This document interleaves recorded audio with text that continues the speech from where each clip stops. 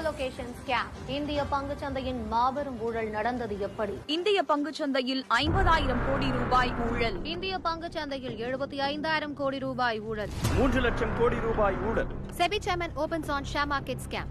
The money value has not been calculated yet. Colocation scam. இந்திய பங்குச்சந்தையின் மாபெரும் ஊழல் நடந்தது எப்படி?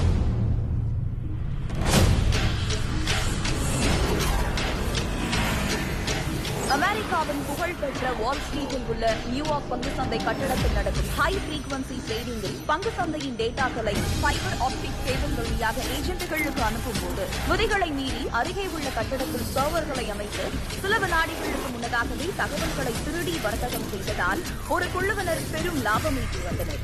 அந்த குழுவினரே பின்னர் பிளாஷ் பாய்ஸ் என குறிப்பிடப்பட்டனர். இந்தியாவின் பிளாஷ் பாய் சுனில் தத்தா இந்திய பங்குச்சந்தை அமைப்பான NSE-யின் பேக்கப் சர்வரில் இருந்து 30 முதல் 60 வினாடிகளுக்கு முன்னதாகவே தகவல்களை திருடி பல்லாயிரம் கோடி ரூபாய் ஊழலில் ஈடுபட்டு இருப்பது தெரிய வந்துள்ளது. CBI இதுகுறித்த விசாரணையை தொடங்கி சுனில் தத்தாவை தீவிரமாக தேடி வரும் நிலையில் அவர் ஏற்கனவே வெளிநாட்டிற்கு தப்பிச் சென்று விட்டதாக தகவல்கள் வெளியாகியுள்ளன. தேடிட்டே இருங்கடா முட்டாள் மாண்டியன்.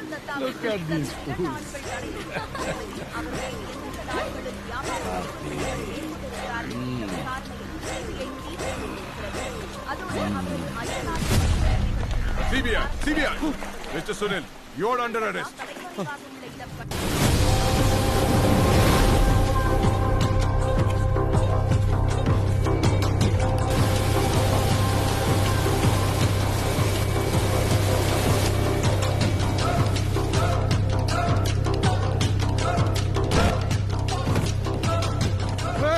Who are you?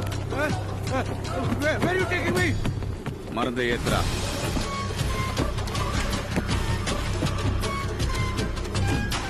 பாத்ரா வெடிச்சா சென்னையில ஒரு பின்கோடே இருக்காது. கரைக்கு போ.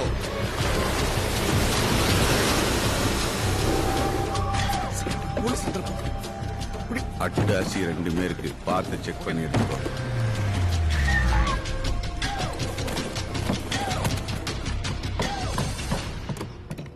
அதண்ணா இது ஒரிஜினலு, இது டம்மி.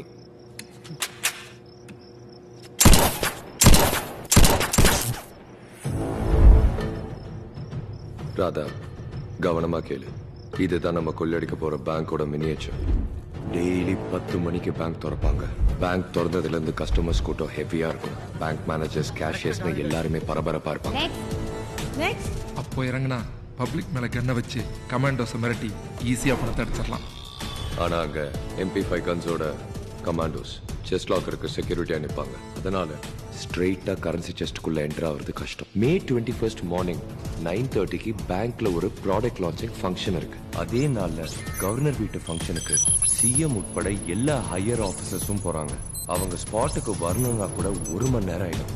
அப்போ சடனா அட்டாக் பண்ணி செஸ்ட் லாக்கர் வாசல்ல பாம்ப மாட்டிட்டா கமாண்டோஸால வெளியில வர முடியாது. அதே நேரத்துல ஒரு டீம் மெயின் என்ட்ரன்ஸ் வழியா நுழைஞ்சி அங்க இருக்கிற மக்களையும் ஸ்டாஃபையும் ஹாஸ்டேஜா பிடிச்சிட்டு பின் வழியா நுழைஞ்சி வராண்டா வழியா போய் செஸ்டுக்கும் பேங்குக்கும் நடுவில் இருக்கிற வாலை பிளாஸ் பண்ணிட்டா கமாண்டோஸ் எல்லாம் காலி. அப்புறம் ஈஸியா கரன்சி செஸ்டுக்குள்ள நுழைஞ்சி பணத்தை அடிச்சிடலாம். இந்த செஸ்டுக்கு RBI அலோவ் பண்ணிருக்க லிமிட் 1000 கோடி ரூபாய். ஆனா ரூல்ஸை மீறி 1500 கோடி ரூபாய் பதுக்கி வச்சிருக்காங்கிறது இன்சைட் இன்ஃபர்மேஷன். அதிகமா இருக்கிற 500 கோடி ரூபாய் அடிச்சா பேங்க்காரனால கம்ப்ளைண்ட் இல்லை, வெளியே கூட சொல்ல முடியாது. ஃப்ரீயா விடு, அந்த 500 கோடியை அசால்ட்டா அடிச்சிடலாம். பேங்க்குள்ளார போயிருவேன், பணத்தை அடிச்சிருவேன். எப்படி தப்பிப்பேன்? அந்த ஏரியாக்கு ஏசி நான் தான். யோர் பேங்க் பக்கத்தில் இருக்கிற போலீஸ் ஸ்டேஷன் இன்ஸ்பெக்டர் ராஜேஷை ரவுண்ட்ஸ்னு வெளியில கூட்டு போய் இன்ஃபர்மேஷன் கிடைச்சதுக்கு அப்புறம் லேட்டா தான் வருவேன். நான் ஸ்பாட்டுக்கு வந்த உடனே நீ எதிரில் இருக்கிற புக்ஸ் அண்ட் பெஞ்ச் பில்டிங்க்கு ஃபோன் பண்ணி என்னை கூப்பிட்டு போலீஸ் உள்ள வந்தா பப்ளிக்கை கொன்றுவேன்னு மிரட்டு. தப்பிச்சு போக ஹெலிகாப்டர் வேணும்னு கேளு. போலீஸ் வேற வழி இல்லாம ரெடி பண்ண ஆரம்பிக்கும். அதுக்குள்ளார நீ லாக்கரை ஓபன் பண்ணி பணத்தை பேக் பண்ணி. நான் ஹெலிகாப்டர் வரதுக்குள்ள இன்ஜுரி ஆனவங்களை வெளியில அனுப்புன்னு சொல்லுவேன். நான் இன்ஜுரி ஆன ஆளுங்களை பிக்கப் பண்றதுக்காக இந்த ஸ்ட்ரெச்சர் எடுத்துட்டு பேங்க்குள்ள வருவேன். அதுல இந்த மாதிரி பணத்தை அடிக்கிட்டு உங்களையும் இன்ஜுரி ஆன மாதிரி மேல படுக்க வச்சுட்டு வெளியில கூட்டிட்டு வந்துருவேன். 1 மணி நேரத்துல நம்ம கையில 500 கோடி இருக்கும். பயரு போறோம், 500 கோடியை தூக்குறோம்.